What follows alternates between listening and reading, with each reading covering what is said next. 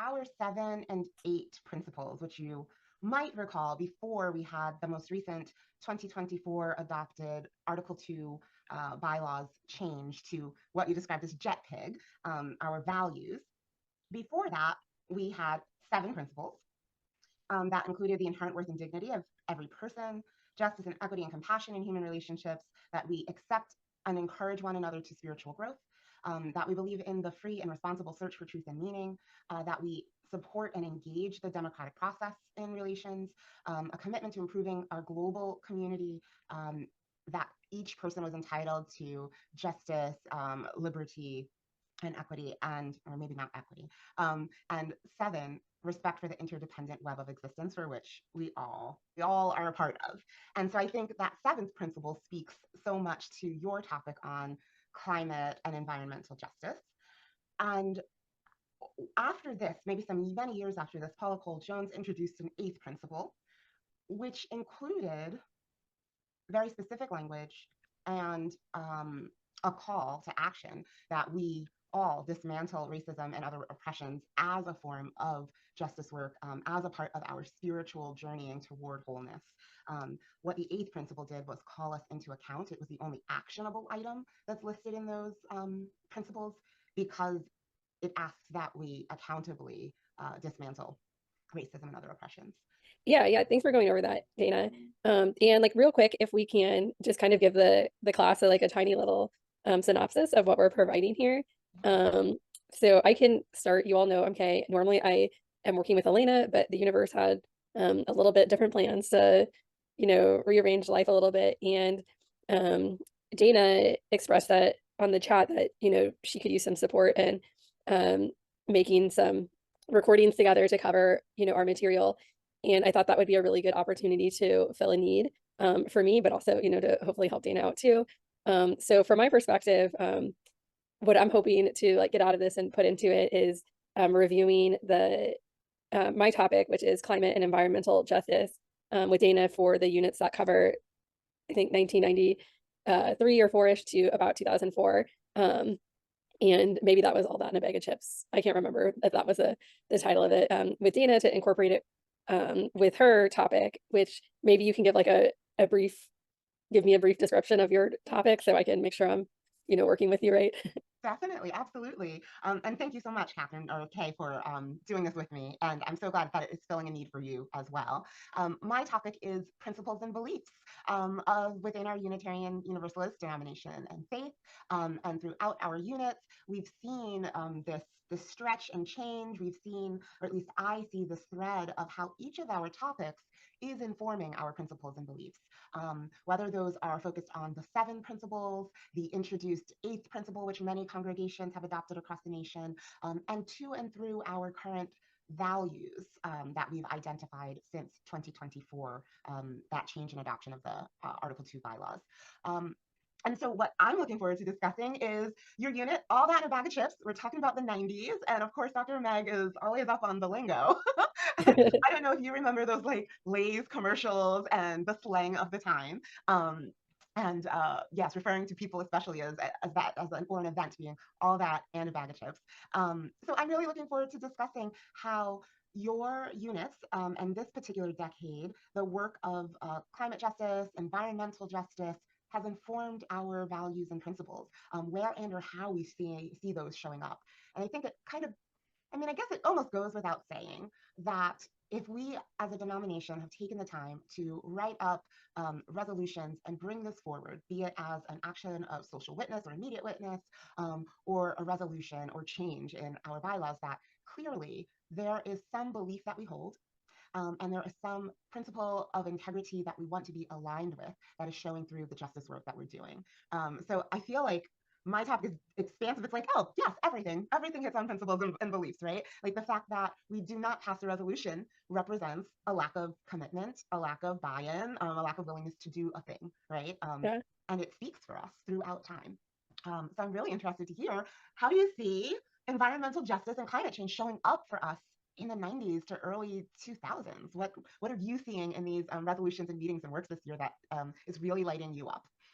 Yeah, no, okay, I'm really excited about this. I think that it's a pretty symbiotic match because it's really useful for me to get way more in touch with the values, and especially since I'm kind of like a late bloomer in the UU world, like more of an in-depth dive to like what the values were before what they are now.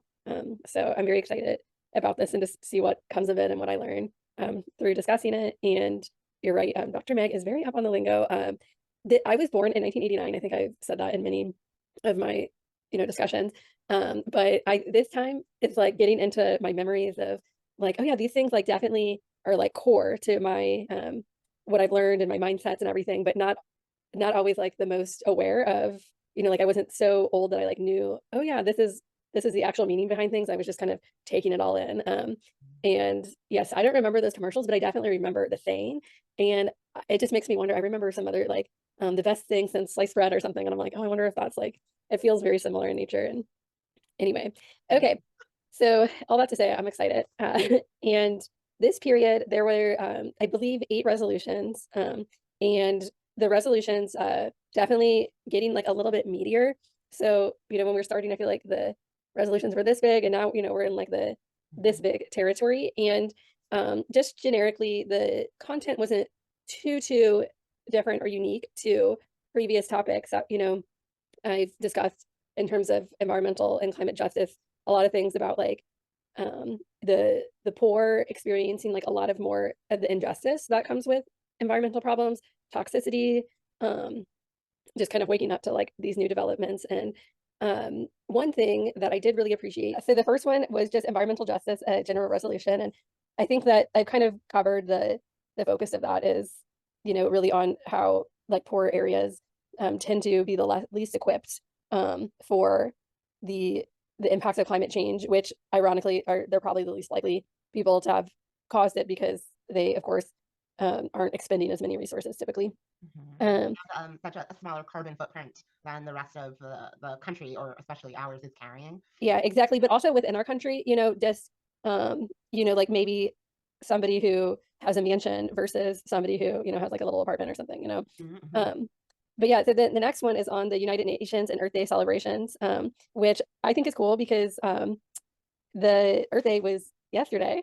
So kind of good time to cover it. And uh I'm just curious, like for other people who maybe are not, I mean, I always assume that most UUs are like a little bit environmentally inclined, but yeah, I'm just curious. Do you have any like Earth Day memories from like this time period? I actually do, because I was a school-aged kid in '94, and I can remember like coloring and like drawing posters and things for Earth Day every year, like since elementary school. I want to say my township had like an Earth Day like poster contest or challenge, and so if you made a really cool one, it was like published in the local paper. You did an event with the town, like the township council and mayor, and like got this recognition across the schools. I think maybe your poster was like reprinted and hung on the walls at all of the schools for the following year. I was never that kid. I did not. I was always very creative, but never into making posters in that way. And I have to say, in my township, the kids who made like the super fancy posters, like were children of engineers and had printers at their access. And Okay. in the '90s, that was not my reality. Like I got my little dinky printer back here now, right? But that was not my life back then. That's a Oh, that's cool awesome. question. How about you? Yeah, so I actually don't remember too much about Earth Day celebrations until I was in college. Mm, Um, and yeah, I went to a private, Catholic school until college, so maybe that was why I mm, missed out on some public opportunity or public education opportunities. But I could also just be misremembering, but typically like, I love the Earth. I remember those things. And um, so it's just like I think it's a really cool holiday. And yeah, cool that you had a thing to share. And then the other note that I made for at this point was that the last like this resolution and the previous resolution both expressed gratitude and commended people, which I thought was really neat and really cool, versus just like we should do this and this, because it kind of just instilled this like confidence of, like, okay, we are making progress, like we're change is possible. And just it felt like a kind of growth that I saw in the resolutions. Um, mm. so I thought that was cool, and maybe that plays into one of the principles. The General Assembly minutes of 1994, there is an action on bylaw amendments and principles. So we actually had an amendment or an approval for the sources included within our principles. And so this says the Assembly voted on proposed amendment to bylaw section C-2.1. The proposed amendment was a substitute for an amendment of the same action of that bylaw passed by a majority vote in 1993. The substituted proposed amendment passed by a majority vote. In accordance with the terms, the result of this action was to place the amendment on the final agenda for 1995 General Assembly, and that would require a 2/3 vote. And the text of the amendment read, and included the spiritual teachings of earth-centered traditions which celebrate the sacred circle of life and instruct us to live in harmony with the rhythms of nature. And so that sounds very much like our seventh principle, right? It's very Yeah. aligned with that. And if we pull from Singing the Living Tradition, which is the gray hymnal that's very well known, in the beginning of this text, we include the 7 principles and 6 sources, which read, principle is respect for the interdependent web of all existence of which we are a part. So that was a really significant change, and we can see how we went from this idea of wanting to embrace and really include and name that we have this reverence for the spiritual teachings of earth-centered traditions, that we celebrate the circle of life and live in harmony with nature and its rhythms, really speaks to where the mindset was of the denomination at that time, leading to the work that was being done. No, cool. Yeah. So in 1996, there was yet another resolution on population and development. So my note was back to population control. But here they made an important shift in language, which felt more equitable towards all classes of people. So, way back when they kind of started off sounding like a little bit like, okay, we're going to control you a little bit. And so I think that that was cool. And maybe that those words, can kind of hint towards this dismantling of oppression, that you see added later that you talked about. And then the other part of this resolution urged on the equity for women, which of course I totally agree with on one hand, but I also have a lot of mixed feelings about this cultural shift because maybe I've talked about this before. It's like one of my, hills that I die on occasionally. That I I guess I just feel like sometimes in empowering women to fit in to what I believe is a fairly, masculine society, we sometimes throw out, the baby with that, like the baby with the bathwater or whatever, that actually we end up losing a lot of feminine positivity and qualities. So, perhaps maybe there should have been in a perfect world, an equal shift of like women can be in these roles, but also men can go towards women's roles. Like a little emphasis on that.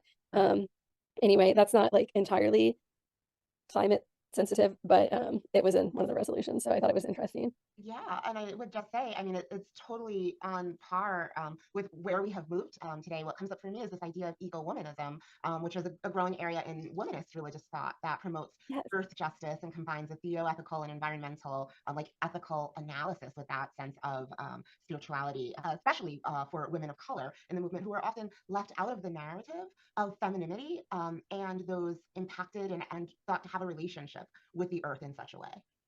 Yeah, yeah, and I think on a broader scheme, like, I've always thought of it as like Mother Earth, so maybe that's how it relates with the feminine is maybe in our efforts to be more equitable, we kind of forgot to bring along that like Mother Earth value a little bit. Mm-hmm.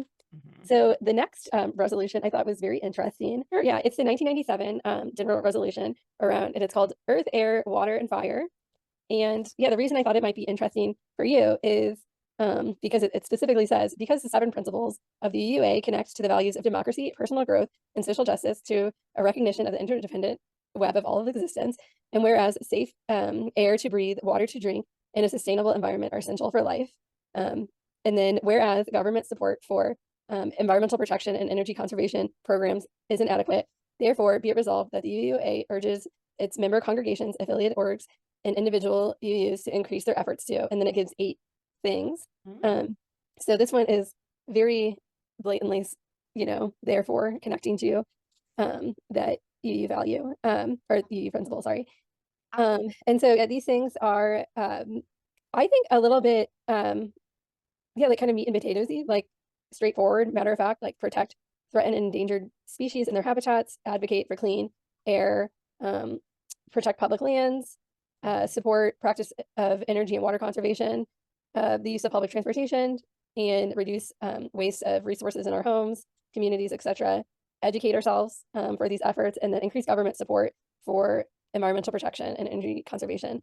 Yes. So this very like I kind of get the feeling that the point of this one was to specifically just connect with the principal. Mm, Um, yeah. and yeah, did you have any thoughts on those or?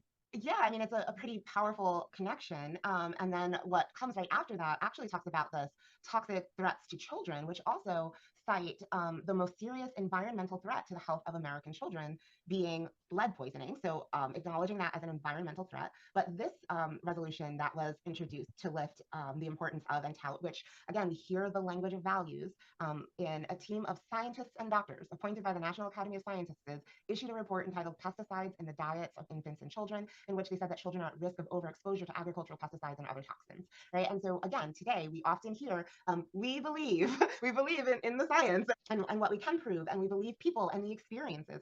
And this uses that same language to point out exactly how the way that we have been engaging and utilizing the environment is impacting us and threatening our health because we're not really ethically engaging the science of what is possible and what the aftermath is. And so I see that lifted here, and I think that also speaks to, I guess, what we could talk about as a humanitarian issue when I think of Phyllis Colvin's work in these units in this class this year as this being a real threat.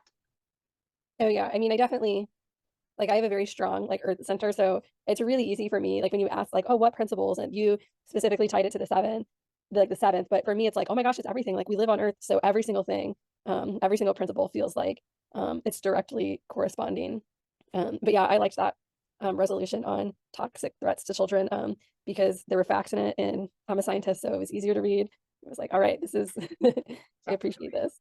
And there's just two more resolutions in this time period. I thought that they were really interesting, so I would hate to leave them untapped. Right. So the 2001 was actually like a statement of conscience on the responsible consumption in our is our moral imperative. Mm-hmm. And I I just like love this because it went more in depth. And so the one thing that I thought was kind of interesting was they did briefly call out in the first paragraph that they said, perhaps our sense of entitlement comes from a spiritual emptiness. We hope that material acquisitions will feed our hunger for deeper meaning. And I thought that was kind of unique, to hear that spiritualness referenced. And I was pretty pleased to see that. And I'll mention why in a second. Then, like below that, they said, sustainability is possible when there is a dynamic balance between the economy, the environment, and the social system in a given community. And from that, I was a little bit like, oh, but what about the spirituality balance? Which I know can be kind of like a tricky area with UUs. Um, I guess like the reason I liked that in the beginning they did include this like spirituality component is, um, yeah, for me, I think that there's some of the struggle of some of these hard environmental shifts that they're asking of people to make, and they do come out and say they're hard, is that it's this idea that somehow we're gonna like we're giving up, we're having less. But I think this is really a case of, less is more actually. And then later on, they said many people have already simplified their lives. They confirm it has been a liberating process and that their lives are more intentional, more meaningful, and happier. And I guess I'll say just a little bit that it's when you're asking people to like really shift to live more for the environment, it's really it is like a spiritual ask. It's not simple, and it really takes like a lot of willingness on the person's behalf. Mm-hmm. So it's kind of cool that you can see them starting to um think more and like express a little bit more about like this deep churning that comes with change. And then I guess before I talk about the last one, is there anything else that you wanted to say on that one? Sure. There's just a piece of that statement of conscience that two pieces that stuck out to me. One that begins, we each begin a personal journey toward responsible consumption from a different place. So just like you said, it really can speak to a sense of spirituality. It goes on to say, whenever we start, we must be mindful of our behavior, attentive to the voices and needs of others, and conscious of the natural rhythms of the world. All things that come up as important elements of spirituality by various wide range definitions. Yeah. Cool. Yeah, I like that the different places that we come from. Okay, and then the last one is a 2002 action of immediate witness on endorsing the Earth Charter. And this one, like the synopsis is, whereas the adoption of the Earth Charter provides a tool for policymakers, business leaders, educators, and faith communities to understand the critical choices facing humanity and the urgent need for a commitment to a sustainable way of life. So this is kind of just like a functional tool, I think, to kind of align people, from like a standpoint. So yeah, I didn't see this as like something that necessarily like held a lot of depth as much as like a practical purpose. Um, Hmm. but yeah, kind of cool for us to just see and understand like the different tools of how these issues have been navigated. And yeah, I'm just trying to think back to the beginning of our conversation and you speaking to like the evolving of the principles. While I'm pulling those up, I would just say that in the language of that endorsement to support the Earth Charter, again, um, the action is calling Unitarian Universalists to account, right? To do something, to engage something. So we see active calls there as opposed to the active calls within the principles the way that they are written. But it also specifically says and names the principles. So yeah, I guess the only thing I was thinking of is when you brought it up and like them adding the eighth item on like dismantling and um I think that was super interesting because I think you described it as like this is like the first like call to action. Whereas like I guess I would probably have seen them all as calls to action, but this is like a very interesting call to action because it has like a more of a negative approach than the other ones are like promotes equity and promote just like positive versus like that one kind of implies like okay we have to um go back on something, you know what I'm saying, like we have to dismantle and like take apart. Hmm. So I just thought that was very interesting kind of evolution. I've always appreciated the language of the eighth principle because this says, we, the member congregations of the Unitarian Universalist Association, covenant to affirm and promote, journeying towards spiritual wholeness by working to build a diverse, multicultural, beloved community by our actions that accountably dismantle racism and other oppressions in ourselves and our institutions. And I will tell you that for me personally, as a woman of color in this predominantly white faith, to see and hear congregations saying that we are actively journeying towards spiritual wholeness, right? We're acknowledging this is individual work. That journey to spiritual wholeness is individual, but that we are working to build a diverse, multicultural, beloved community. Like that's what we are all doing in our communities, but they're actually naming the diversity and multicultural realities of our communities and saying, we want this and we want beloved community that all of these people identified here feel like they belong. And we know that in order to do that, we need to stop systems of harm that are perpetuating harm, that are hurting the people that we're saying, like, why don't we have more diversity? Why aren't these people here? We're creating these spaces, but the people aren't showing up. And people won't show up where they don't feel safe. People won't show up where they are not named and welcomed by name. So for me, when this was introduced, I thought, wow, I feel really seen and I feel held. And this feels like a commitment because that word accountable is there. That means that we're willing to continue to engage our covenants. And when we are not hitting the mark, or maybe we've missed something, we're going to continue to show up and we're going to continue to learn and do this together. This does say specifically dismantling racism, and it says other oppressions as well. So it's not just racism and oppression that are experienced by, let's say, historically enslaved people. Oppression includes that of women in the workplace, of harassment, of sex workers not being able to make a life for themselves, of children not being able to exercise their rights and agency, of our Jewish and Palestinian friends who are experiencing the backlash of this most current war. Oppression is oppression across the board. And for me, this said that we are willing to do the work together, and we are doing this work as part of a spiritual journey, as part of our spiritual lives in community together. Oh my gosh, thank you so much for sharing all that, Dina. Yeah, that means a lot to me. Just to like further our collaborative assignment, I think it really that one really hits hard with the ones the resolutions that we covered on the impacts of um, like global warming really affecting those people who are oppressed, Mm-hmm.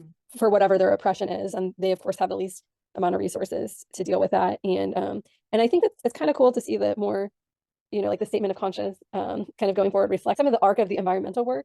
This is over generic or over generalizing, but it's in the beginning like a little bit like colonization of like, oh yeah, like we want everyone to be like us. Mm-hmm. But actually it's starting to take a harder look at like, but who are we? And hey, maybe we have something to learn from the oppressed even about how much we're using and how much we need and like where we get our spiritual fulfillment from. Mm-hmm. And of course, like from each other and not from material things.